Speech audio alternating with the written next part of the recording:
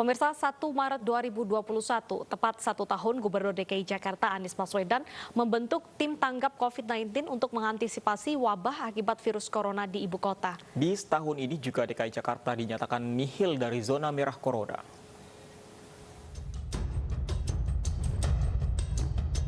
Data 2 Maret 2021, masyarakat Jakarta yang dinyatakan sembuh dari virus COVID-19 meningkat 96% atau bertambah 2.017 pasien sehingga totalnya 328.526. Lalu untuk tingkat kematian sebesar 1,6% atau sebanyak 5.568 kasus atau bertambah 40 jiwa. Selanjutnya, pasien positif COVID-19 di DKI Jakarta berjumlah 342.371 bertambah 578 jiwa. Secara kuantitatif, zonasi nasional didominasi pada daerah berzona oranye dan kuning. Yang perlu diperhatikan adalah jumlah kabupaten kota di zona oranye perlu segera ditekan agar dapat berpindah ke zona kuning, mengingat sebagian besar kabupaten kota masih berada di zona oranye, yaitu 277 kabupaten kota. Zona merah corona kembali mengalami penurunan. Data Satgas COVID-19 per 28 Februari 2021 hanya tersisa 12 wilayah di Indonesia yang masih berada di zona merah corona yang sebelumnya ada di 16 kabupaten kota. Saat ini sudah tidak ada satupun wilayah di DKI Jakarta tercatat di zona merah. Kondisi ini jauh lebih baik dari pekan sebelumnya. Meski demikian, masih ada 82 RW yang termasuk dalam wilayah rawan terpapar COVID-19. Paling banyak terdapat di wilayah Jakarta Selatan dengan jumlah 41 RW. Kemudian Jakarta Pusat di urutan kedua dengan 16 RW. Jakarta Barat 13 RW. Jakarta Timur 6 RW, Jakarta Utara 4 RW, dan Kabupaten Kepulauan Seribu 2 RW. Tingkat keterisian rumah sakit rujukan COVID-19 di DKI Jakarta juga berhasil ditekan. Ruang ICU yang terpakai 70%, lalu tempat tidur atau ruang isolasi sebanyak 64%. Pemprov DKI Jakarta akan terus lakukan 3T, tracing, testing, dan treatment guna mencegah penyebaran COVID-19 makin meluas. Dari Jakarta, Tim Liputan iNews melaporkan. Ya, pemirsa, DKI Jakarta dinyatakan nihil dari zona merah pandemi COVID-19. Dan terkait hal tersebut kita akan berbincang dengan Wakil Gubernur DKI Jakarta, Pak Ahmad Riza Patria. Selamat siang, Pak Riza.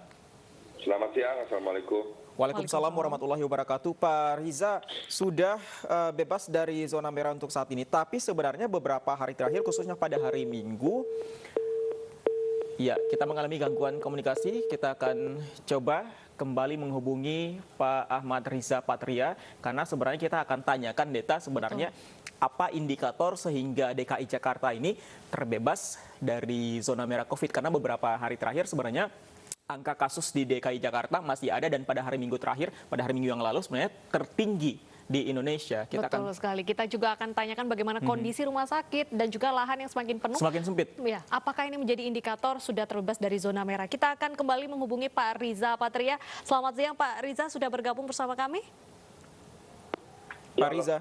Baik, Pak Riza, sebenarnya apa indikator sehingga DKI Jakarta dinyatakan bebas dari zona merah? Ya, sebetulnya menurut data ya yang sebelumnya DKI memiliki zona rawan itu sebanyak 82 RW, sekarang tinggal 6 RW di zona merah ya. Jadi itulah sebabnya kenapa Satgas Pusat memberi penilaian bahwa Jakarta sudah terbebas dari zona merah ya. Jadi itulah penilaian dari Satgas Pusat dan kami tentu berterima kasih kepada Satgas Pusat dan khususnya masyarakat Jakarta yang bekerja sama selama ini untuk bersama-sama menurunkan posisi DKI yang tadinya zona merah, sekarang sudah turun dari zona merah. Oke, turun dari zona merah statusnya apa Pak saat ini? Kenapa? Statusnya saat ini berarti zona apa untuk DKI? Ya kita pada posisi orange ya, kalau dari warna itu kita ada pada posisi orange ya.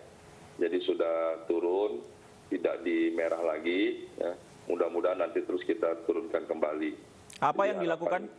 untuk turun ke zona kuning? Apa yang akan dilakukan oleh Pemprov dan juga pihak-pihak terkait? Ya tentu yang kita lakukan adalah sejauh ini adalah meningkatkan testing dan 3T tentunya testing, tracing, dan treatment. Yang kedua, kita terus melakukan patroli, pemantauan, dan pengawasan di semua lini, di semua unit kegiatan, bahkan semua di kampung-kampung, di RW-RW dan di RT.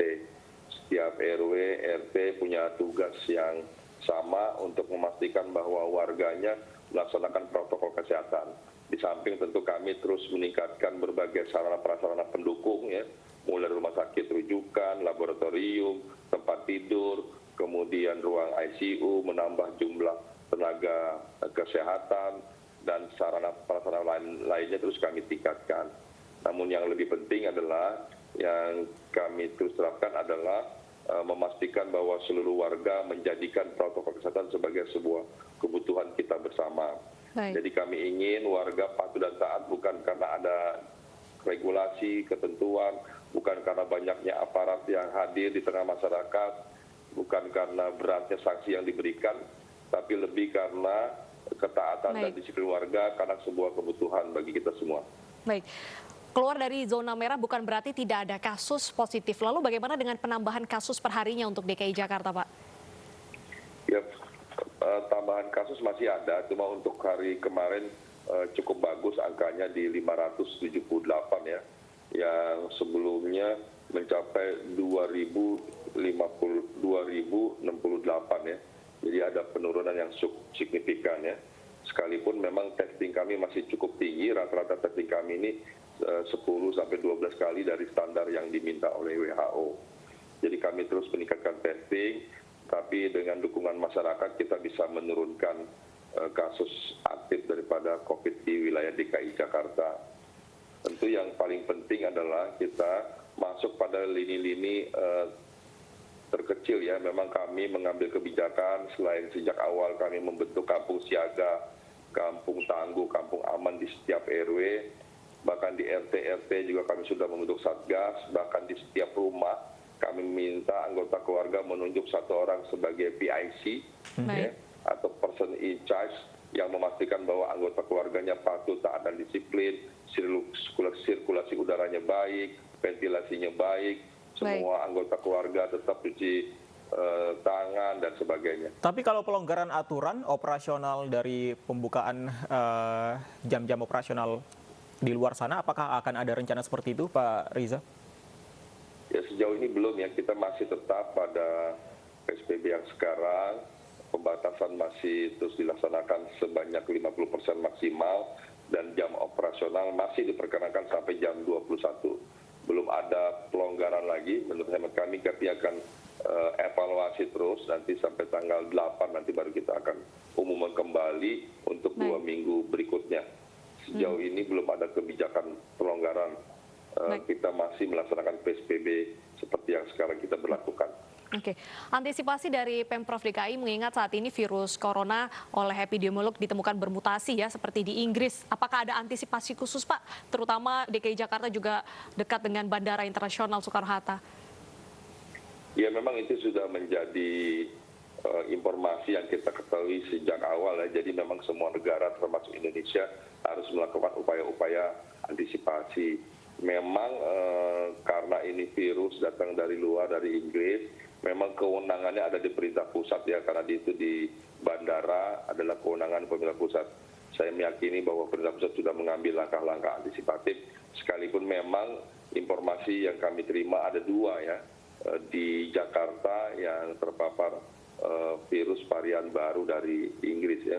Mudah-mudahan ini bisa kita segera atasi dan kita menutup celah dan ruang kemungkinan datangnya virus varian baru dari luar negeri. Memang masuknya ini dari bandara internasional maupun dari pelabuhan dari kapal. Jadi saya kira ini memang perlu segera diambil langkah-langkah, dan saya meyakini bahwa pemerintah pusat dalam hari ini, perhubungan, angkasa pura dan lain-lain sudah mengambil langkah-langkah antisipasi. Baik, terima kasih Pak Ahmad Riza Patria, Wakil Gubernur DKI Jakarta untuk informasinya bersama kami di Anyusia.